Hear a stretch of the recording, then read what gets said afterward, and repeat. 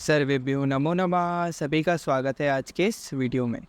आज हम BA part 2 राजनीतिक विज्ञान की पेपर नंबर 2 की इकाई नंबर 1 ऐतिहासिक पृष्ठभूमि और संविधान के एक महत्वपूर्ण टॉपिक, जिससे एग्ज़ाम में कई बार प्रश्न पूछे जाते हैं, डायरेक्ट प्रश्न पूछ लिया जाता है, उस टॉपिक को करेंगे और उस पर चर्चा करेंगे।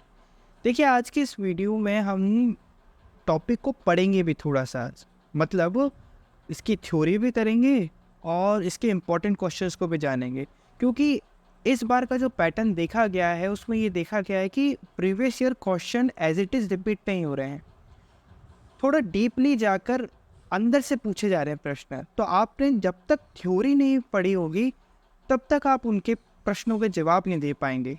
ठीक है, तो मैंने इस वीडियो को इस तरीके से डिज़ाइन किया है कि इसके अंदर मैं आपको थ्योरी भी कंप्लीट करा दूं और कुछ इंपॉर्टेंट क्वेश्चन भी दे दूं जिनका उत्तर आप खुद से ढूंढें। तो आज मेनली हम इसके अंदर थ्योरी और इम्पॉर्टेंट क्वेश्चन दोनों पर चर्चा करेंगे। शुरुआत करेंगे थ्योरी से। तो सबसे पहली बात मैं आपको ये बताना चाहता हूँ कि हमारे टॉपिक का नाम है राष्ट्रीय आंदोलनों की प्रमुख धाराएं, यानी हमारे भारत देश को ब्रिटेन से आज़ाद करने के लिए पूरा राष्ट्र ने आंदोलन किया था। वो किस रूप में किया था, कैसे किया था, वो सारा डिस्कशन अभी हम करेंगे। तो प्रमुख धाराएं कौन कौन सी हैं? एक उदारवादी है, उग्रवादी है, गांधीवादी है और क्रांतिकारी है। तो ये तो हो गई बहुत बात की बात। पहले हमारे को समझना होगा कि जो हमारा भारत है, इस भारत पर 200 वर्षों तक ब्रिटेन का शासन रहा। ये ब्रिटेन आए थे किसी और मकसद से, लेकिन इन्होंने पूरे भारत को अपने हक में जमा लिया। तो इस पूरी कहानी को हमारे को समझना है। तो इस वीडियो में मैं आपको बहुत सरल तरीके से इस चीज़ को एक्सप्लेन करने वाला हूँ। मैंने आज के लेक्चर को नाम दिया है भारत की आज़ादी की कहानी। मतलब भारत आज़ाद कैसे हुआ। अगर आप ये पूरा समझ लेते हैं तो जब इससे संबंधित जो निबंधात्मक प्रश्न आएगा उसको हल करने में आपको सहायता मिलेगी। तो अगर हम देखें कि भारत की आज़ादी की कहानी को समझें, तो इसकी अगर हम एक समय रेखा खींचें जिसका जो प्रारंभिक बिंदु होगा वो 1600 ईस्वी होगा और जिसका अंतिम बिंदु होगा वो होगा 1947, जब हमारा भारत आज़ाद हुआ। यहाँ पर 1600 ईस्वी मैंने इसलिए लिखा है क्योंकि ये वही साल था जिस समय ईस्ट इंडिया कंपनी का आगमन हुआ था। ईस्ट इंडिया कंपनी क्या थी? ये कंपनी थी जो ब्रिटिश की कंपनी थी, जो कि भारत में व्यापार करने के उद्देश्य से आई थी। ध्यान से समझिएगा, ये भारत में केवल व्यापार करने के उद्देश्य से आई थी। इसको मंजूरी किसने दी थी? ब्रिटेन का जो ताज है, ब्रिटिश ताज, उस समय ब्रिटिश ताज पर एलिजाबेथ रानी बैठी हुई थी। उन्होंने एक चार्टर पास किया था और चार्टर के दौरान ईस्ट इंडिया कंपनी को भारत में व्यापार करने की अनुमति दी थी। ठीक है, 1600 ईस्वी में British east India company Bharat आती है और व्यापार के उद्देश्य पर आती है। इसके बाद क्या होता है? एक महत्वपूर्ण पॉइंट आता है जो हमारे टॉपिक से रिलेटेड है, कांग्रेस संस्था की स्थापना 1885। ये सब मैं आपको समझाऊंगा, लेकिन अभी आपको ये ध्यान रखना है कि 1600 ईस्वी में ब्रिटिश ईस्ट इंडिया कंपनी जो है वो भारत आ चुकी है। अब हमारे को ये जो आपके सामने पूरा का पूरा चार्ट है, इसको आपको समझना है कि प्रारंभिक बिंदु है 1600 ईस्वी, मध्य बिंदु है 1885 ईस्वी, जहाँ पर कांग्रेस की स्थापना हुई थी। कांग्रेस क्या थी, क्या है, वो सब आप अभी समझ जाएंगे वीडियो के अंदर। वीडियो को पूरा देखना है। और 1947 में भारत को आज़ादी मिल गई। ठीक है, तो हमारे को शुरुआत करनी है 1600 ईस्वी से और ख़त्म करना है 1947 यानी भारत की आज़ादी पर। तो इस बात को ध्यान से समझिए, इसमें बहुत सारे बीच में ऐसे सन आए जो आपको ध्यान में रखने हैं। तो एक एक करके उन पर बात करते हैं कि 1600 ईस्वी में ईस्ट इंडिया कंपनी भारत आती है। उसके बाद दूसरा पॉइंट आता है कि 1750 ईस्वी में कंपनी ने शक्ति राजनीति का खेल खेला। शक्ति राजनीति का खेल खेला, इसका इस बिंदु का मतलब ये है कि अब जो ईस्ट इंडिया कंपनी है वो ये समझने लगी थी कि भारत के जो लोग हैं वो बहुत भोले हैं, और अब हम व्यापार नहीं करते, थोड़ा व्यापार से आगे बढ़कर इन पर शासन करने का प्रयास करते हैं, कोशिश करते हैं। तो ये एकदम नहीं होता, ठीक है। तो ब्रिटिश ईस्ट इंडिया कंपनी ने धीरे धीरे राजनीतिक क्षेत्र में अपना खेल खेलना शुरू करा। उसी को ही हम कहते हैं कंपनी ने शक्ति राजनीति का खेल खेला। उन्होंने जो भारत में जो मुगल शासक थे उनसे किसी न किसी तरीके से राजनीति में प्रवेश किया और कार्य शुरू कर दिया। तो 1750 वो बिंदु था जहाँ से इन्होंने राजनीति का खेल शुरू कर दिया। तीसरा पॉइंट 1850 ईस्वी। 1850 ईस्वी में कंपनी का भारत के अधिकांश क्षेत्र पर शासन हुआ। जब इन्होंने 1750 ईस्वी के अंदर राजनीति का खेल प्रारंभ कर दिया तो ये खेल खेलते खेलते खेलते खेलते ईस्ट इंडिया कंपनी ने भारत के एक बड़े क्षेत्र को अपने अधीन कर लिया। ध्यान रखिएगा, ईस्ट इंडिया कंपनी का उद्देश्य या मकसद जो था वो था भारत से व्यापार करना, भारत का जो कच्चा माल है उसको खरीदना और उस कच्चे माल को अपने शहर या अपने देश लेके जाना। लेकिन ईस्ट इंडिया कंपनी ने लालच कर लिया और लालच करने के दौरान उसने भारत को अपने कब्जे में डालना शुरू कर दिया। तो 1850 में ईस्ट इंडिया कंपनी ने भारत के अधिकांश क्षेत्र पर शासन कर लिया। फिर क्या हुआ, वो बहुत प्रताड़नाएं देने लगे और उसके बाद 1857 ईस्वी में स्वतंत्रता संग्राम हुआ, जिसे हम 1857 की लड़ाई कहते हैं, वो हुआ। अब ये जो सन है ये इतने जल्दी जल्दी हुए नहीं थे, इसके बीच में बहुत सारे कारण थे। जैसे 1857 ईस्वी का जो क्रांति हुई थी, जो लड़ाई हुई थी, उसके बहुत सारे कारण थे। उसके राजनीतिक कारण थे, उसके धार्मिक कारण थे, उसके सामाजिक कारण थे, उसके आर्थिक कारण थे और उसके सैनिक कारण थे। ये प्रश्न पूछा जाता है कि 1857 के स्वतंत्रता संग्राम के कारण लिखो। तो राजनीतिक कारण क्या था कि डलहौजी की हड़प नीति। डलहौजी ने एक ऐसी नीति बनाई जिसका नाम था हड़प नीति। उसमें क्या होता था, अगर किसी भी राजा का देहांत हो जाता है या वो मर जाता है तो उसका जो राज्य है वो ब्रिटिश ईस्ट इंडिया कंपनी या ब्रिटिश शासन में मिला लिया जाएगा। मतलब वो पूरा का पूरा हिस्सा कहाँ हो जाएगा, ब्रिटिश का हो जाएगा। सही बात है, हड़प नीति ये थी। दूसरा धार्मिक कारण कि ये जो लोग थे ईसाई धर्म अपनाने पर दबाव देते थे। जितने भी हिंदू, मुस्लिम और हमारे भारत में जितने भी धर्म के लोग रहते थे उनको जबरन ईसाई धर्म में परिवर्तित करने के लिए ये बाध्य करते थे। दूसरा धार्मिक कारण। तीसरा सामाजिक कारण ये था कि ऊंच नीच का अंतर करना, कि ब्रिटिश ऊपर है और ये जो भारतीय हैं वो नीचे हैं। इस तरीके की धारणा का इस्तेमाल करते थे। आर्थिक कारण क्या था कि ब्रिटिश लोगों ने, ये जो ईस्ट इंडिया कंपनी के जो लोग थे, उन्होंने कृषक वर्ग हो, श्रमिक वर्ग हो या व्यापारी वर्ग हो, इनका अधिक से अधिक शोषण किया। और जितना अधिक शोषण किया कि वो गुस्सा हो गए, जो ये वर्ग हैं वो गुस्से में आ गए। ये भी कारण नहीं। फिर आगे बढ़ो, सैनिक कारण। सैनिक कारण को मुख्य माना जाता है कि कारतूस पर गाय व सुअर की चर्बी। कारतूसों को चमकाने के लिए इन ब्रिटिश वासियों ने क्या किया था, गाय और सुअर की जो चर्बी थी उसका उपयोग करा था। तो इन सभी कारणों की वजह से, ये जो सभी कारण थे, इनसे जो भारतीय जनता थी वो बड़ी ही क्रोध में आ चुकी थी और उन्होंने 1857 का स्वतंत्र संग्राम या क्रांति कर डाली। लेकिन इसके बावजूद भी 1857 में हमें आज़ादी नहीं मिली इसके बाद, और ये जो स्वतंत्रता संग्राम था ये भी असफल रह गया। लेकिन इस संग्राम में ब्रिटिश लोगों की बहुत और ईस्ट इंडिया कंपनी की बहुत ज़्यादा नुकसान हुआ था, जिसके कारण क्या हुआ कि पांचवा बिंदु 1858, डायरेक्ट एक साल बाद ही सत्ता हस्तांतरण और भारत के शिष्टतंत्र शासन हेतु कानून हुआ।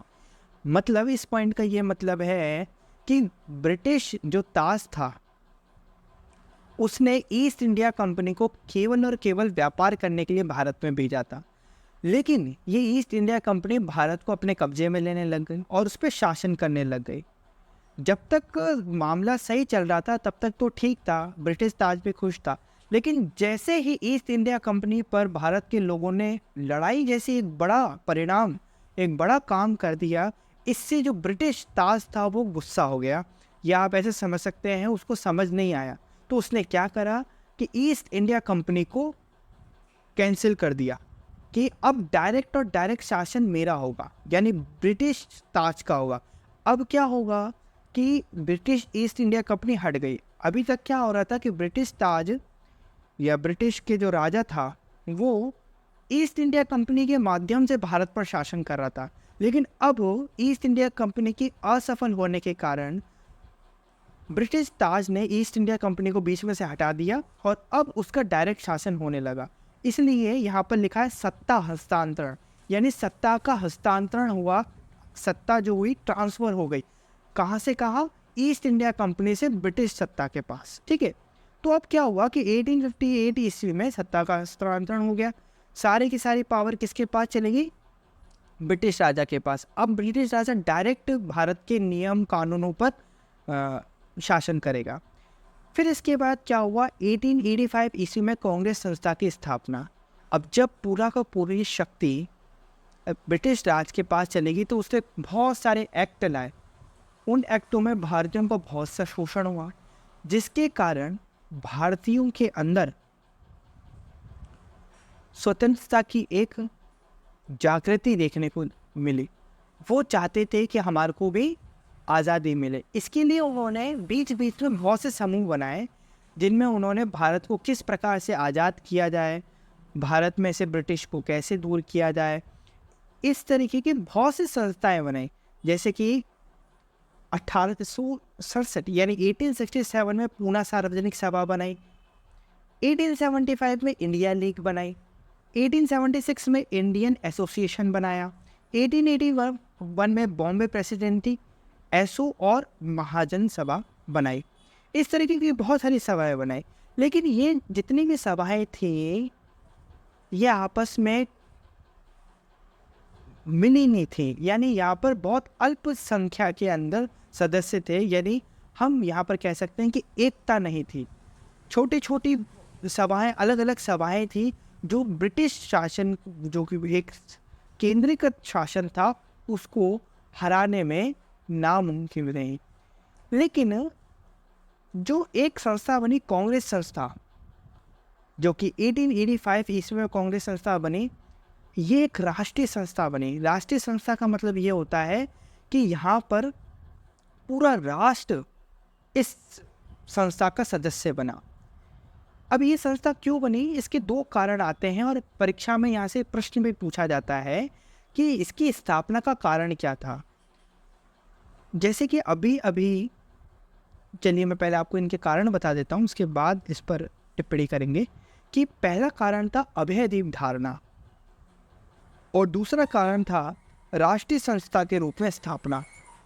अभयदीप धारणा क्या थी? अभयदीप धारणा के अनुसार भारतवासियों के क्रोध से बचने के लिए स्थापना।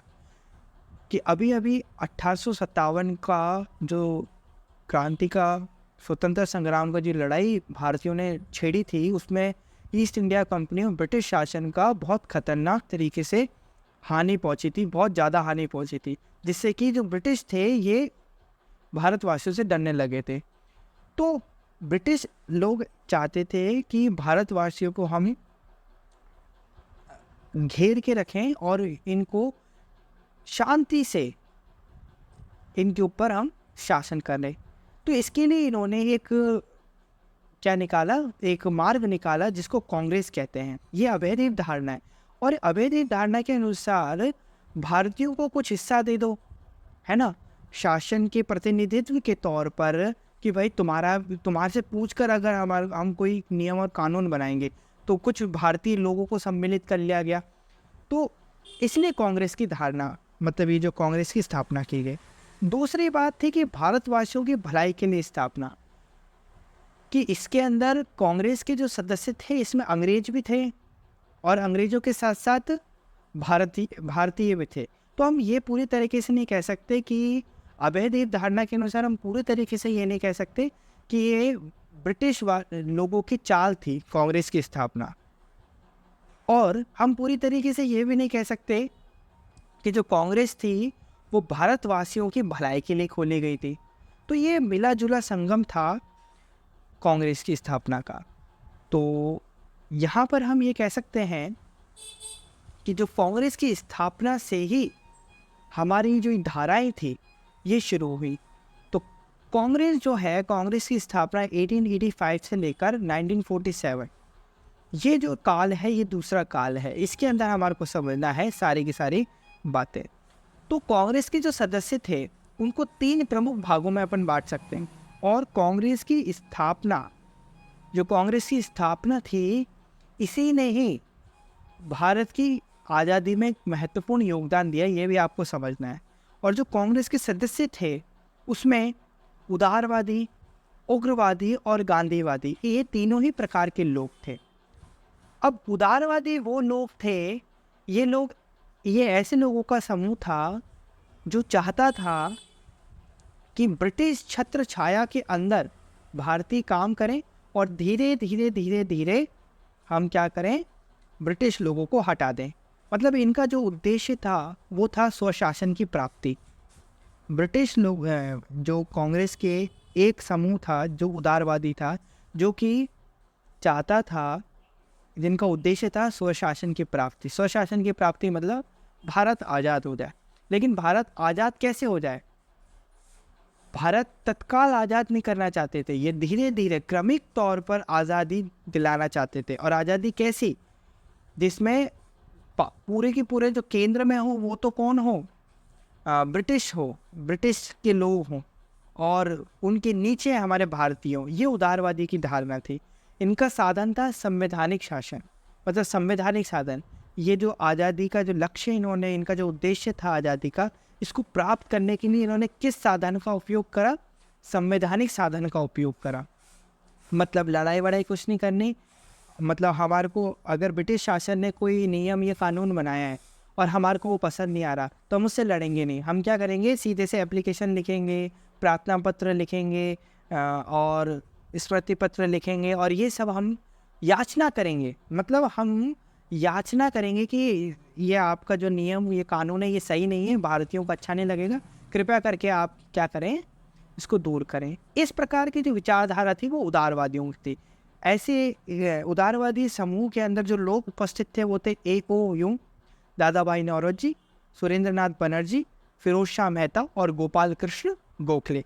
ये उदारवादी विचारधारा के समर्थक थे। वहीं दूसरी तरफ उग्रवादी जो विचारधारा थी, उग्रवादी विचारधारा का भी उद्देश्य यही था स्वशासन की प्राप्ति। लेकिन वो उदारवादियों की तरह तत्काल आज़ादी नहीं चाहते थे। उदारवादी क्या चाहते थे? तत्काल आज़ादी नहीं चाहते थे, वो धीरे धीरे आज़ादी चाहते थे।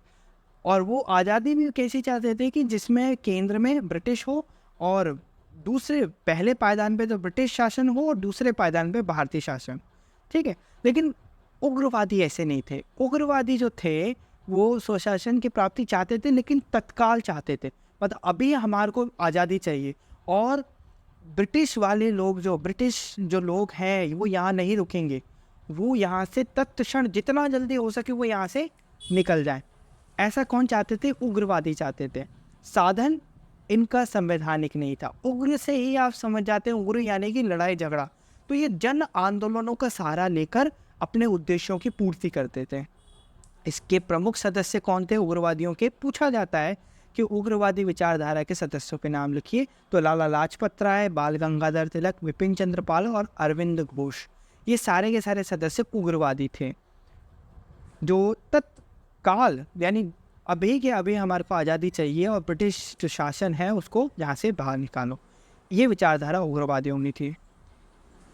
फिर उसके बाद आई गांधीवादी विचारधारा, जिसमें गांधी जी की जो सोच थी, गांधी जी भी चाहते थे कि भारत को आज़ादी मिले, तो इनका भी जो उद्देश्य था वो स्वशासन की प्राप्ति था, लेकिन इनका जो साधन था, जिन साधन से ये इस लक्ष्य को प्राप्त करते, वो था अहिंसा। जिसके चलते हुए, अहिंसा की धारणा से चलते हुए इन्होंने कई सारे आंदोलन निकाले, जैसे सविनय अवज्ञा आंदोलन, सत्याग्रह, भारत छोड़ो आंदोलन, है ना। इस प्रकार के बहुत सारे आंदोलनों के से इन्होंने भारत की आज़ादी में एक महत्वपूर्ण योगदान दिया। और प्रमुख सदस्य गांधी जी ही थे, गांधीवादी के, और भी बहुत सारे थे, लेकिन प्रमुख यही थे। इन सब के अलावा एक दल और था जिसको हम क्रांतिकारी दल कहते हैं। ये क्रांतिकारी दल क्रांति को साधन बनाता था, यानी इन लोगों का उद्देश्य भी आज़ादी ही था, भारत की पूर्ण स्वशासन था। लेकिन ये लोग नवयुवक थे और ये ब्रिटिश लोगों की जो प्रताड़नाएं थी, शोषण था, उनसे बड़े ही दुखी थे और इनके मन के अंदर क्रोध था। तो ये ब्रिटिश लोगों को डायरेक्ट धमकियां देते थे कि अगर तुम हमारे देश को छोड़ के नहीं गए तो हम तुम्हारे ऊपर हमला करेंगे, तुम्हारे से लड़ाई करेंगे और तुम्हारे को यहाँ रहने नहीं देंगे। तो इस विचारधारा के समर्थक में वीरेंद्र कुमार, रास बिहारी बोस, विनायक दामोदर सावरकर और भगत सिंह जी, ये सारे के सारे इस विचारधारा के समर्थक थे। तो यहाँ पर हमने इन सब बातों पर चर्चा करी, ये थ्योरी थी। अब इसके इम्पोर्टेंट क्वेश्चन आप देख लीजिए। इससे महत्वपूर्ण प्रश्न जो है वो ये है, 7 प्रश्न हैं जिनको आपको देखना है। तो आज की इस वीडियो में इतना ही रखते हैं। आगे वाली वीडियो के अंदर संविधान से संबंधित हम चर्चा करेंगे, जिसमें हम पूरे के पूरे संविधान को कवर करने का प्रयास करेंगे। अगर इस वीडियो में आपको कोई गलती लगी हो, त्रुटि हो, तो क्षमा कीजिएगा। और अगर अच्छा लगा हो तो वीडियो को लाइक करें, चैनल को सब्सक्राइब करें। धन्यवाद।